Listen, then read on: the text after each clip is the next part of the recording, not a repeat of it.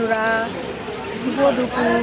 এই দেখো আমাদের ঠাকুরের ভোগ রান্না হচ্ছে। বলো বলো। আমাদের এই যে পলি রান্না করছে দেখো।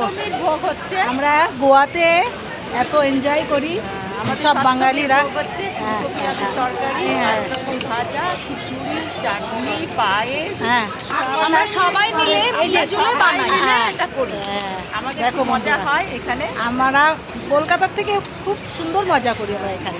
দেখো তরকারির কালার কেমন কেমন হয়েছে বন্ধুরা তোমরা একটু বলো। এটা ঠাকুরের ভোগ হচ্ছে, আমরা ফুলকপির কিন্তু এটা তরকারি। খাই না, মুখে দিয়েও দেখি না। না, কারণ ঠাকুরেরটা তো দুধ বেশি হোক কম হোক সব টাকাও। ঠাকুর।